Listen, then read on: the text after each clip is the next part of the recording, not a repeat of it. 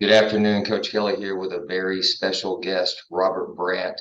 Robert and I have known each other now for several years. He is a member here at Lifetime North Dallas, where I work as a fitness professional.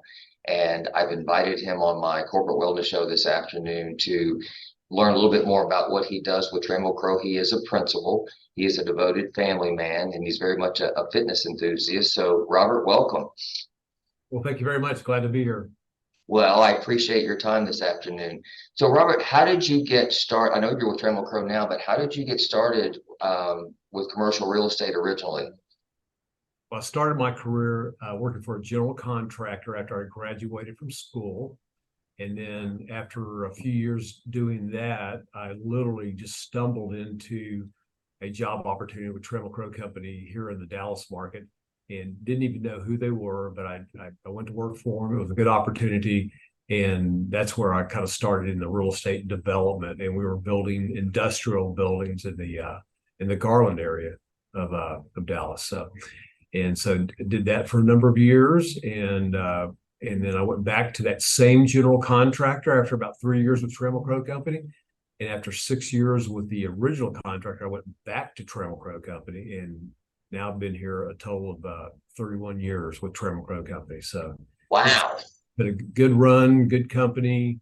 We do industrial, multifamily, office, and we try to do it all. So in my office that I work in is strictly in the Dallas-Fort Worth market. So Okay, but there's plenty here to keep you busy. there is absolutely, yeah, it's a good place to So be. so give me a favorite client story in your career.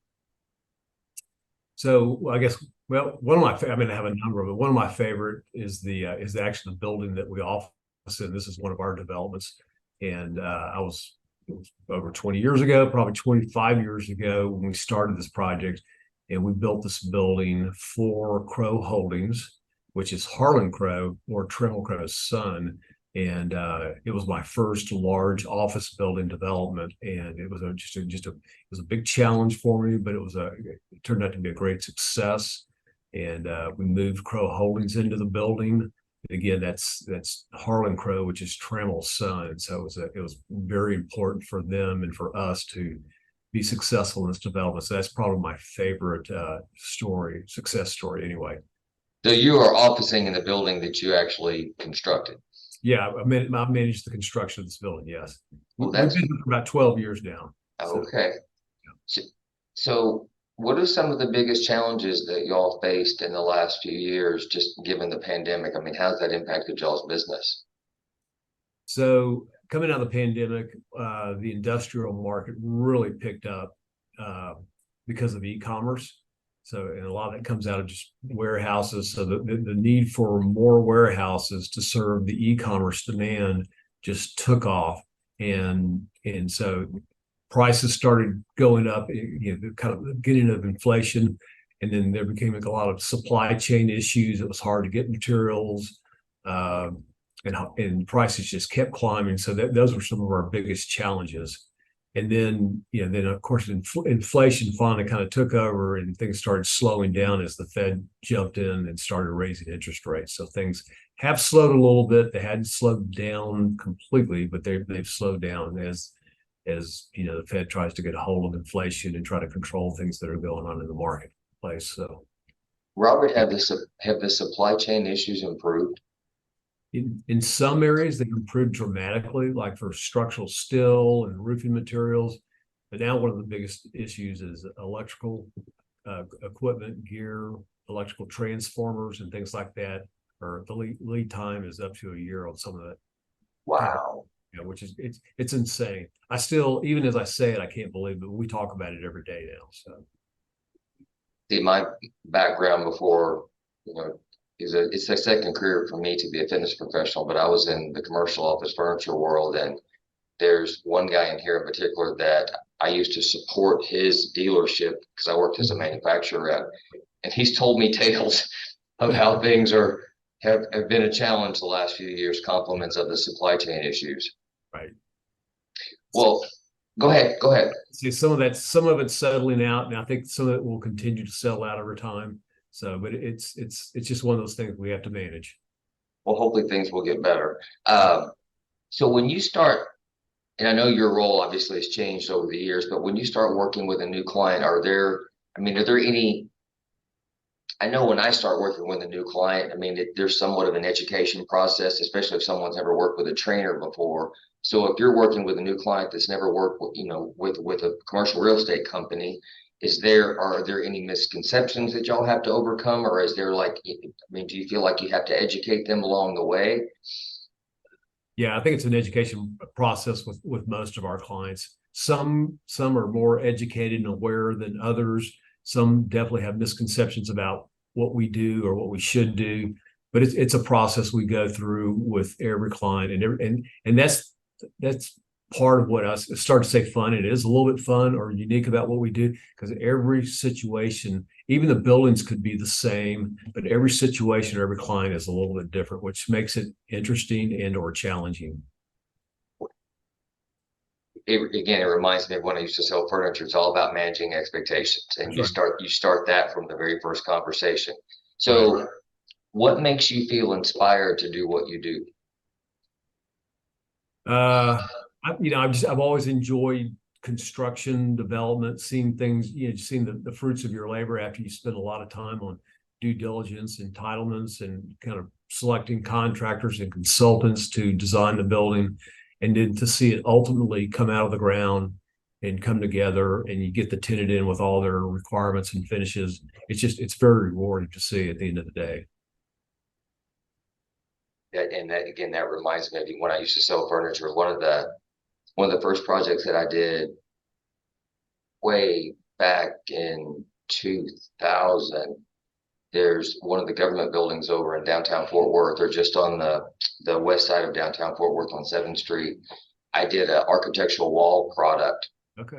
Still there today. Yeah. It's Great. still there. It's floor to ceiling. It's just beautiful, but it's still there. And that's, just every time I go in that building, of course, it's been a while, but in the past, when I would go in that building and see that, it just gave me a good feeling. So, It does. Robert, what are your thoughts on personal development and how has that contributed to your success over the years? I've always been very interested and driven on personal development, just to do better, to be better, to learn more, always keep improving, always kind of moving forward, whether it's with my career or my family or physical fitness or things like that. Always trying to do better and learn more. Given your career advancing with Travel Crow, because I'm unfamiliar, do you have to go through any kind of continuing education or? Not in my position because my background is construction management. I have a bachelor's degree in construction management from the University of Houston.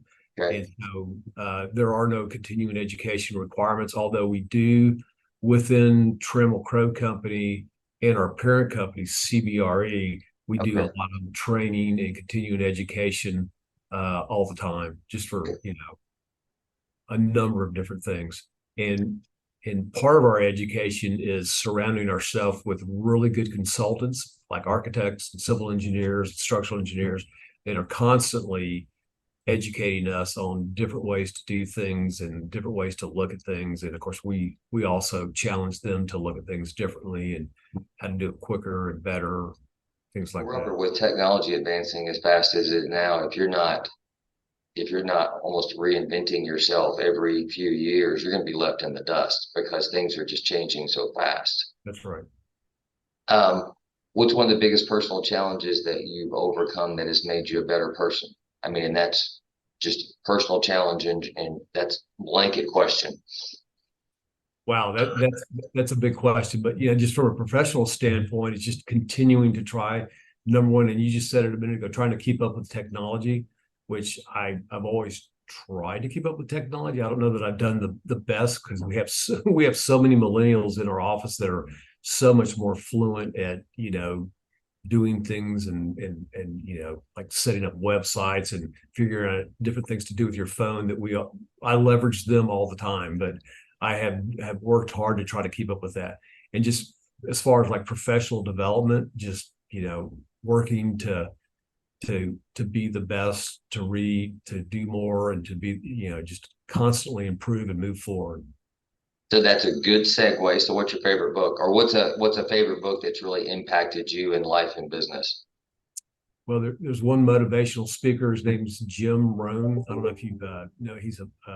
It's about he's always talking about doing more and being better and doing the things you're supposed to do. And he's written a couple of books that I like, and he's also recommended a number of books that are very simple about management of your finances and money and things like that. Because Jim Rohn is probably my favorite motivational speaker and philosopher, if you will. And I don't know if you know who he is, but he passed away a number of years ago, but he's had a big impact on me. So we are kindred spirits. I still have my first Jim Rohn book from the 90s. Yeah. And I've listened to him there's a ton of content on YouTube from Jim. There is. So I listen to Jim Rohn all the time. And oddly enough, there's a gentleman that I've been following now since about 2011 that his name is Darren Hardy. He was the editor of Success Magazine, which is based here in Dallas, for about 10 years. Now he's moved on from that position. Yeah. But he attributes Jim to being the most dominant, influence in his life. Yeah. And what he's doing now, his ongoing business is largely a tribute to Jim. And so, no, I know Mr. Rohn very well. In fact, there's a member here that I met a couple of years ago where he had on a T-shirt and it would have a Jim Rohn quote on the back. And you probably would recognize it. Don't wish it was easier, wish you were better. I love that. I love that saying. Yeah. Well, I walked up to now this member at the time was working with one of our other trainers, but I mean, it is our job to serve in general. And I walked up to him and I asked him, hey, do you know where the quote on the back of your T-shirt came from? Because it did not have Jim's name for whatever reason. It just had the quote. Yeah. And he said no. So I got to tell him, but that's how we kind of now he's my client. That trainer retired, but long story. But no, I love Jim. He's been a big influence in my life as well. Yeah, so give me your background in fitness. I mean, where did fitness come in and why has that been such a passion in your life? So my wife says I have something called the Brandt disease. So my dad always worked out. He worked out really, his entire life. So, and because of that, my brother and my brother's 3 years older than me. He and I both still work out almost every day. I know my brother works out every day. And even my sister is very physically fit and motivated, but that's where it comes from, is from the influence of my dad. So I started, working out like during college when it was kind of popular to work out with your friends. And from there, I continued to work out, after my wife and I got married, and just always wanted to stay in shape. And that's another, to try to do better and be better. And don't necessarily want to be the strongest guy in the room, but I just want to be fit. Well, and you and I are similar in age. At this point, I would think that it's more about longevity than being the right. Because at some point you got to give up the idea of bein He-Man and train more for longevity. So outside of lifting weights, and I know when is your trip? I know that you've got a trip. Is that still coming up? Yeah, it's a cycling trip in Morocco, and it's the second week of October. So we're still training for that. Right. How's that coming? I think it's going well. So I'm in the gym probably 3 times a week on one of the stationary bikes, and I try to get out on the street and ride on the weekend. So I try to get up early enough before the 100-degree heat hits. Good. So I'm trying. It's not easy, but I'm working. So how do you manage to juggle the responsibilities between your career and your family and fitness? Because that's a lot of time there. It is. So really, so all my children are grown and gone, and two of them are married, and we've got 3 grandkids. So I try to balance it. So none of them live at the house anymore. So if they were, that would be a different story. Because when I was younger and we were raising our children, I'd get up and I'd be at the gym at 5 every morning. And I go work out for an hour plus and then come home and get ready before any of them ever got up. There you go. And so now that they're not at home and I don't have that responsibility in the evening time to be there and help out, I've shifted back to the evening time. So, Okay. And I tell all my clients, whatever works for you, where you can be the most consistent, that's right, what you need to do. There's not a best time. It's just the best time for you where you can be the most right. consistent. That's So right. what's the best compliment you've ever received? The best compliment I've ever received in terms of physical fitness or You just, just, you name it. It could be business, it could be personal. oh, well, well, just one in particular I've had. And a lot of times I think people are just trying to be nice and people say, God, you haven't changed at all. And my response is, well, thank you for lying to me. But, but the fact that I'm not any heavier than I was 20, 30, 40 years ago. Yeah, it's always nice when people say something like that. You hadn't changed much, but I know better than that. I have changed because the hair is turning gray, the Yeah. goatee gray and stuff like that. So, but yeah, and from a professional level, I've had some really nice successes here that people have complimented me on without getting real specific. But Well, it's always nice to hear an encouraging and positive word. So what's the best advice you've ever received? oh God, I'd probably say it's from Jim Rome. But no, seriously, over the years, my dad gave me some really good advice, and he was always, my dad was kind of, I mean, he comes from the old school, real kind of hard nosed, but it was like he used to have just sayings like, you keep working hard, keep your nose down, and he goes, one of these days you could be able to write your own ticket. And he used to say that for years, and he always had advice, just things about learning. Even back when I was in school, about staying in school, you got to stay in school, and you know, and just stay focused and just continue to learn. And I'm curious just to jump back to Jim. How did you discover Jim in the first place? So, God, I mean, this is going to go back when Nautilus was a thing, when Nautilus was kind of a popular gym.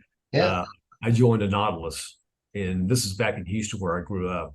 And I don't know how if you ever were a member of a Nautilus, but they just had like it was all just machines, and there weren't any free weights, and it was just a line of machines, and the idea was you could go through the circuit once, maybe 3 times a week, and that was going to be enough. And I did it for a while, and it was kind of fun to do because I went with a couple of friends, but it's I don't know how good it was. And then I transferred over to the first real kind of weightlifting gym was the YMCA in Houston, and I went in and it was like, I mean, it was kind of old school, barbells and dumbbells all over the place, and there was a powerlifting club in there. And I remember a couple of them coming over and giving me advice because they said you're getting ready to kill yourself. So, but that's when I really first, I had some college friends that were going there too and work out together. That's when I really kind of got into weightlifting Okay. so many years ago. So how would your friends and family describe what you do for a living? They okay, so on the lighter side, my daughter, way back when she was in elementary school, they had this thing, well, what do your parents do? And my daughter told them that my dad talked on the phone and played computer games. but my but in reality, I'm a construction manager of real estate development in the Dallas Fort Worth market. So we oversee the entire development process from start to finish of various product types. Okay. Um, this is kind of a different question, but if you could have dinner with three people, either past, present, combination thereof, who would they be and who would they be? Well, number one, Jim Rohn. There you go. I'd be right there with you on that one. And I'm sorry I never got to see him live because I know he toured through Dallas a number of times. So without getting into politics too much, I'd love to have lunch or dinner with like Ronald Reagan. Okay. Always really enjoyed him. And so let me go back a little bit further. Several people have a lot of respect for. There's a couple of them. FDR, Franklin Delano Roosevelt, president, four-term president. Of course, he didn't make it very far in his fourth term, Right. but saw us through the Great Depression and World War II. And or Douglas MacArthur, you There you know, go. yeah. So just people like that are very inspirational. Good group. Yeah. So what advice would you give your 20-year-old self? Oh, I'll tell my 20-year-old self to work harder, study harder, and not play so much. That would be good advice. Yeah. Well, Robert, do you have, I mean, I've enjoyed our time, but do you have any final thoughts that you'd like to share? Well, my thoughts I would share with most anybody is just, again, work hard, study hard, whatever. Don't take yourself too seriously, but continue to learn no matter what your age. There's always room for improvement, and just, be positive about yourself and the people around you. Well, Robert, I appreciate your time this afternoon. You have a great weekend. I look forward to seeing you soon at the gym. Kelly, thank you so much. Have a good weekend. All right. Thank you, sir. Okay.